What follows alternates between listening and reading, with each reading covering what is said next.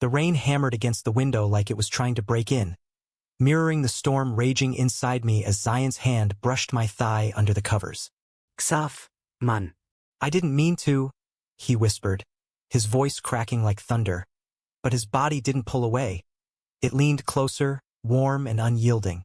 In that split second, with the city lights flickering outside our Brooklyn walk-up, I knew our friendship had just shattered into something irreversible. Something that could either save us or destroy us both. I'd always known I was gay.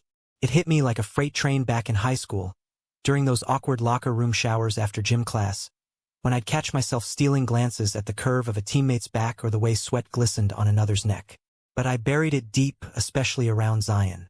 We met freshman year at our shitty public school in Queens, me, the skinny kid with the oversized glasses and a sketchbook full of half-drawn superheroes. Him, the star quarterback with a grin that could disarm a bomb. He was straight as an arrow, or so everyone thought, dating cheerleaders like it was his job. But he saw me. Really saw me. "You're my ride or die, Zev," he'd say, slinging an arm around my shoulders after every game, oblivious to how my heart would stutter like a bad engine. By the time we hit our 20s, we'd clawed our way out of that neighborhood together. I landed a gig as a graphic designer at a midtown ad agency, scraping by in a one-bedroom that smelled like takeout and regret. Zion? He chased his NFL dreams but washed up as a personal trainer in Manhattan. All chiseled abs and motivational Instagram posts. We were inseparable Friday nights at dive bars in the East Village, yelling over craft beers about everything from the Mets' latest collapse to his endless string of one-night stands. "Girls are complicated, bro," he'd groan, nursing a hangover. I'd nod, force a laugh, and swallow the ache of wanting to be the one he turned to in the dark. That night started like any other. It was late October, the kind of crisp fall evening where the air bites just enough to make you crave warmth. Zion texted me at 11 p.m., stuck in the city after a client sesh. "Couch crash?" I shot back a thumbs up, heart already doing that stupid flip. He showed up at my door soaked from the downpour, his gym bag slung over one shoulder, that boyish smile cutting through the gloom. "You're a saint, Zev. Beers in the fridge." We cracked open cans, sprawled on my sagging couch watching Friday Night Lights reruns. Ironic, given our history. He ranted about his latest ex, some fitness influencer who'd ghosted him after he wouldn't commit. What's wrong with me, man? Am I just unlovable? I wanted to scream that he was everything. Fierce, loyal, the kind of guy who'd punch a wall for you and then apologize with pizza. But I just said, "Nah, you're gold." She's the fool. His eyes met mine, lingering a beat too long, and I looked away, busying myself with the remote. Around 2 a.m., the power flickered from the storm, and my ancient radiator clanked like it was dying. "Bed's big enough?" I muttered, trying to sound casual. "Couch'll kill your back." He shrugged, stripping off his wet shirt without a second thought, revealing the tattoo of a compass on his ribs, a reminder of the road trip we'd taken post-graduation, chasing sunsets across Route 66. I turned away, heat rising in my cheeks, and we climbed under the sheets, the mattress dipping under his weight. "Night, bestie," he mumbled, and I echoed it, staring at the ceiling, willing sleep to come. Didn't. The rain lulled me into a half-doze, but then I felt it, the shift. His leg, heavy and solid, draped over mine. At first, I thought it was accidental, the unconscious sprawl of exhaustion. But then his arm followed, curling around my waist, pulling me back against his chest.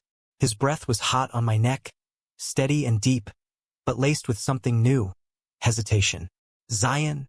I whispered, my voice barely audible over the storm. No response. My pulse thundered. Part of me screamed to roll away, to preserve the fragile line we'd towed for years.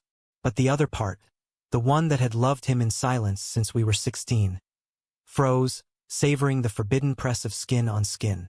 When his hand slid lower, fingers splaying across my hip, I jolted. "Zion, what the hell?" I hissed, twisting to face him. His eyes were open now, dark and stormy in the dim light from the street lamp outside. Shit, Zev. I don't know." His voice was raw, stripped bare. We were inches apart, breaths mingling, the air thick with unspoken truths. And then, like the world tilted on its axis, he closed the gap. His lips crashed into mine. Not tentative, not experimental, but desperate. Like he'd been holding back a dam for years. I kissed him back, hands fisting in his hair, tasting salt and rain and the bitter edge of fear.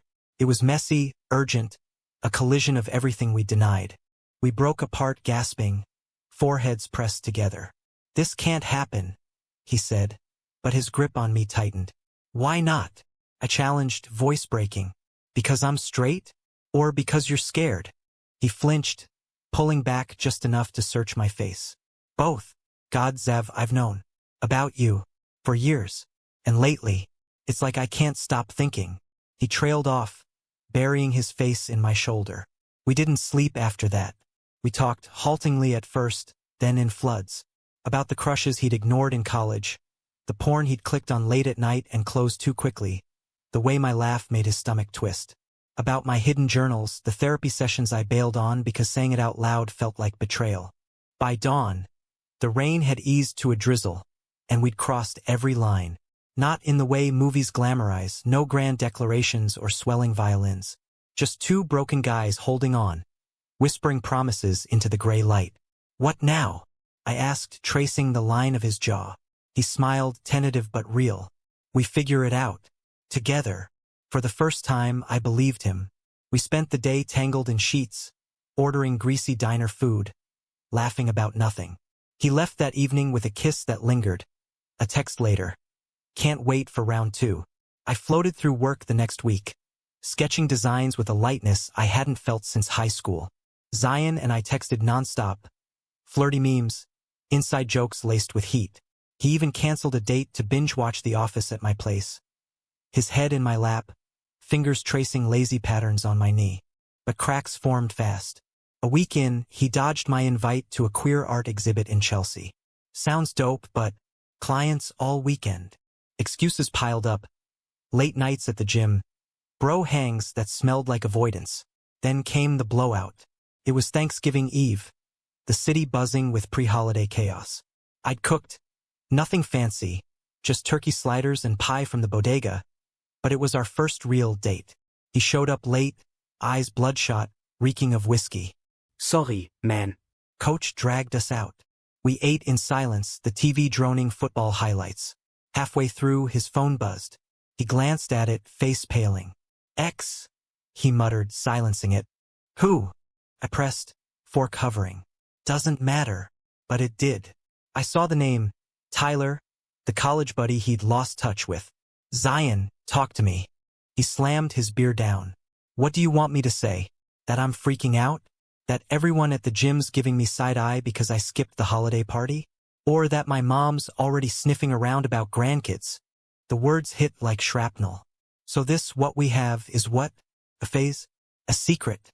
My voice rose, echoing off the bare walls. He stood, pacing like a caged animal. "No. Real. But it's hard, Zev. You get that, right? I've built my whole life around being the straight guy." I laughed, bitter and hollow. "And I've built mine around loving you anyway. But if you can't own this, then walk." He froze, eyes glistening. "Don't make me choose." But he did, grabbing his jacket, storming into the night. Days blurred into silence. No texts, no calls. I threw myself into work, sketching feverishly until my hands cramped, ignoring the ache that hollowed my chest. Friends noticed. My roommate Mia, a drag queen from the village, cornered me over coffee. "Spill, honey." "That glow-up last month? Gone." I confessed in fragments, and she hugged me fierce. "Straight boys break hearts. Yours'll mend." 2 weeks later, betrayal landed like a sucker punch. I was scrolling X late at night, numb from a solo bar crawl when I saw it. Zion tagged in a post from Tyler. "Reunited with my QB1. Some things never change. Brothers for life." The photo. Them at a sports bar, arms slung around each other. Zion's grin wide and familiar.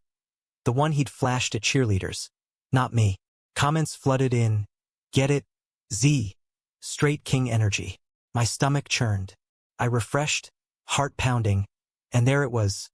A story clip of them shotgunning beers. Zion's hand lingering on Tyler's back just like it had on mine. Was this payback? Or had he been playing me all along? Rage boiled over. I drove to his gym at dawn, Brooklyn traffic a blur of honks and headlights, banging on the glass door until he emerged, sweat slicked from an early class. "What the fuck, Zion?" I shoved my phone at him, the post glaring. His face crumpled. "Zav, it's not. Save it. You crossed the line," then ran back to the safe side. With him, Tyler. The name tasted like acid.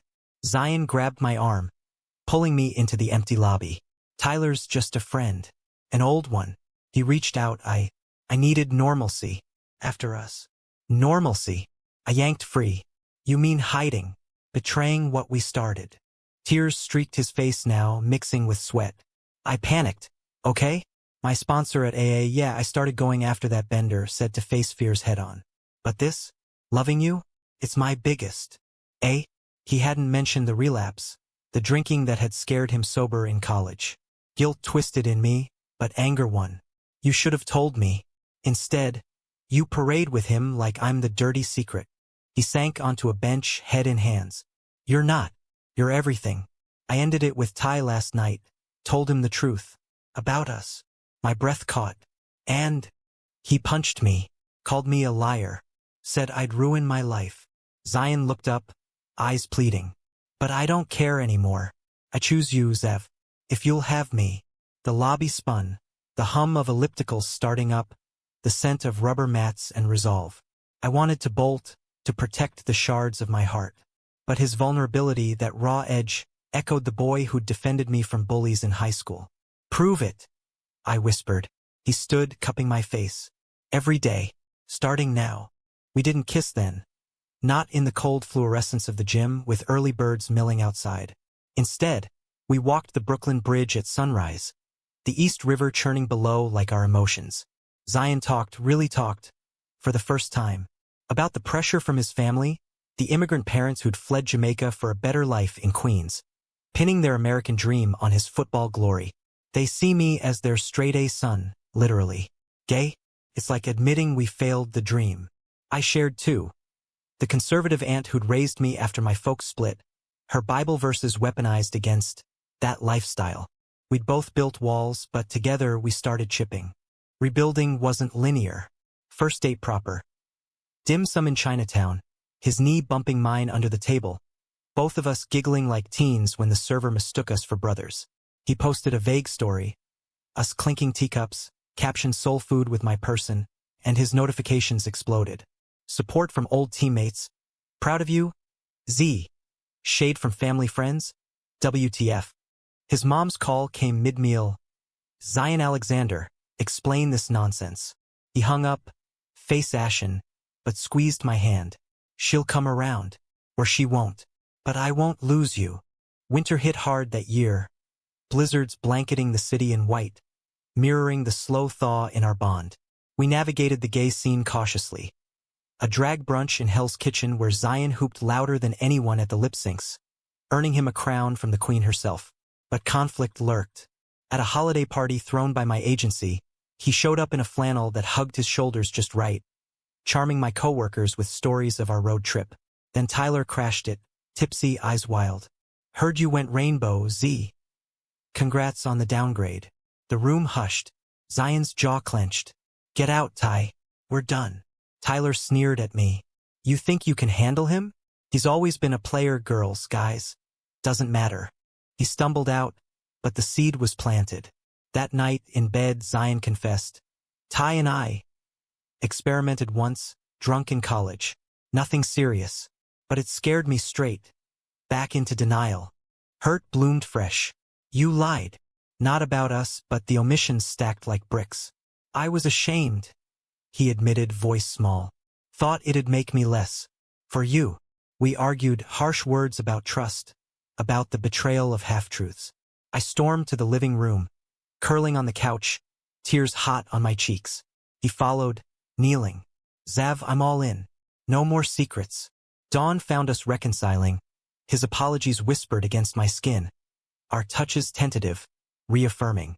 It was our first real test and we passed barely. Spring brought fragile hope. Zion came out publicly. A raw Instagram post, photo of us at Central Park's cherry blossoms. Words spilling like confession. "I've hidden too long. Xavier's my heart. Love is love, y'all." Let's talk. The backlash was swift. Trolls calling him a phase faker. His gym losing clients overnight. But the love poured in, messages from queer kids in Queens. His little sister, big bro, you're brave. Auntie's dramatic. Ignore her. We volunteered at a youth center in Harlem, sharing our story with wide-eyed teens. It gets better, Zion told them, my hand in his under the table. But it takes work. Yet the climax brewed in summer's heat. Zion's mom flew in from Florida. Unannounced, a hurricane in heels and head wrap. She cornered us at my apartment, Bible in hand. This devil's work, son. Repent. Zion stood tall. Mom, it's not a choice. It's me. She turned to me, eyes blazing. You poisoned him.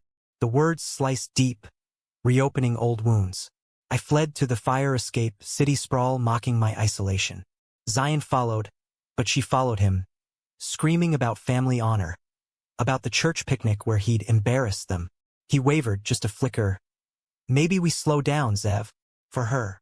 Betrayal round two sharper, because it came from love's underbelly. I packed a bag that night, crashing at Mia's.